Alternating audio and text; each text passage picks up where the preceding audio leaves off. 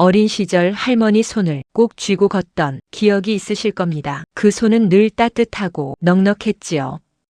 그런데 어느 순간부터인가 우리는 손을 내어주는 사람이 되는 것이 아니라 무언가를 쥐고 놓지 못하는 사람이 되어가고 있습니다. 젊었을 때의 체력, 예전의 사회적 위치, 자녀에 대한 걱정과 기대, 오래된 섭섭함과 후회, 그리고 스스로가 만들어온 삶의 방식까지 이 모든 것들을 두 손 가득 움켜쥔 채 나이를 먹어가고 있는 것은 아닐까요?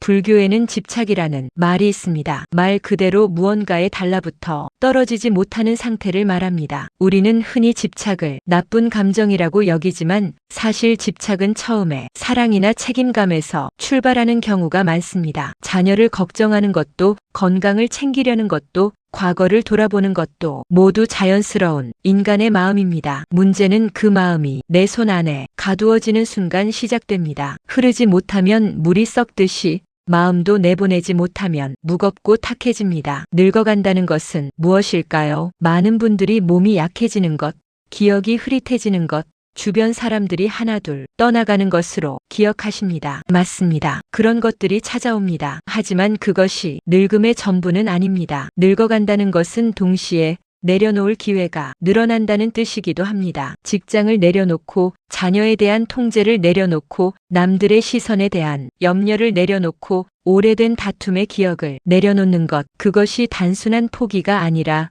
삶이 우리에게 주는 깊은 선물일 수 있다는 이야기를 오늘 나누고 싶습니다. 한 스님이 어느 날 제자에게 물었다고 합니다. 빈 그릇과 가득 찬 그릇 중 어느 것이 더 쓸모 있느냐? 제자는 당연히 가득 찬 그릇이라 답했지요. 그러자 스님은 이렇게 말했습니다. 가득 찬 그릇에는 아무것도 더 담을 수 없다. 하지만 빈 그릇은 무엇이든 담을 수 있다. 내려놓는다는 것은 비워낸다는 것이고, 비워낸다는 것은 새로운 것을 받아들일 여지를 만든다는 것입니다. 우리가 손을 꽉 쥐고 있는 한 누군가 내어주려는 따뜻함도 받을 수 없습니다. 많은 어르신들이 자녀 문제로 밤잠을 못 이루십니다. 결혼해서 잘 살고 있는지, 집은 있는지, 직장은 괜찮은지, 손자는 잘 크고 있는지 그 걱정이 사랑에서 비롯된다는 것은 누구나 압니다. 하지만 어느 순간 그 걱정이 자녀의 삶을 짓누르는 무게가 되기도 합니다. 자녀도 이미 다 자란 어른이고 그들 나름의 방식으로 살아가고 있습니다. 우리가 걱정하는 그 시간에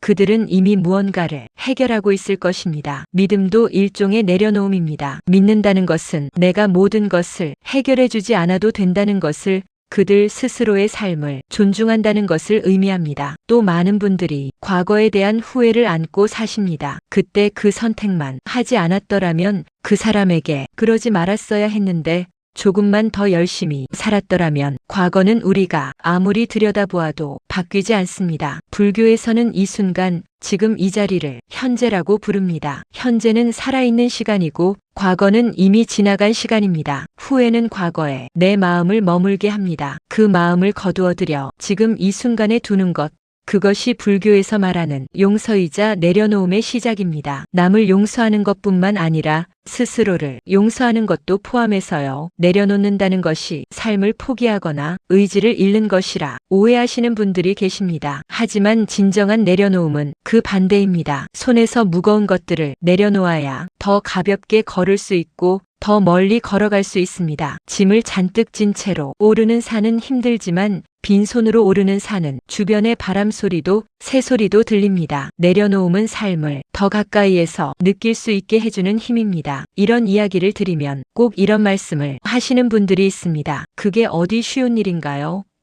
마음처럼 되지 않아요. 맞습니다. 쉽지 않습니다. 수십 년을 살아오면서 켜켜이 쌓아온 습관과 감정을 하루아침에 내려놓기란 참으로 어렵습니다. 그래서 불교에서는 수행을 강조합니다. 수행이라고 해서 꼭 사찰에 가서 참선을 해야 하는 것이 아닙니다. 아침에 눈을 뜨면서 오늘 하루를 있는 그대로 맞이하는 것, 밥 한 끼를 먹으면서 이 음식이 내 앞에 오기까지의 수많은 손길을 생각해 보는 것, 걸어가다가 멈추어 하늘을 한번 올려다보는 것, 이런 작은 것들이 모여 마음이 조금씩 가벼워지는 연습이 됩니다. 나이가 들수록 몸은 자연스럽게 많은 것들을 내려놓게 합니다. 예전처럼 뛰지 못하고, 예전처럼 먹지 못하고, 예전처럼 기억하지 못하는 경우도 있습니다. 몸이 먼저 내려놓음을 가르쳐 주는 것입니다. 그 신호를 억지로 거스르려고 하기보다 자연의 흐름에 내 마음도 함께 실어 보내는 것이 어떨까요?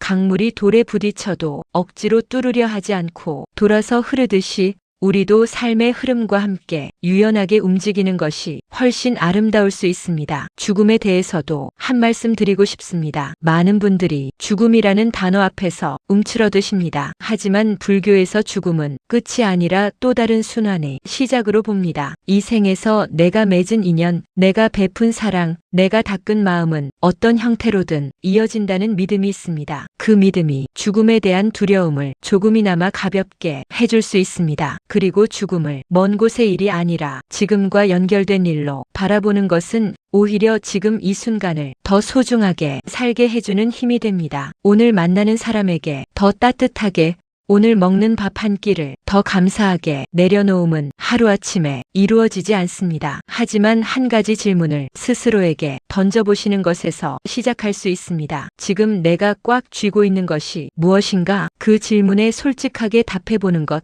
그것이 오늘 드리고 싶은 이야기입니다. 무엇이 떠오르셨나요?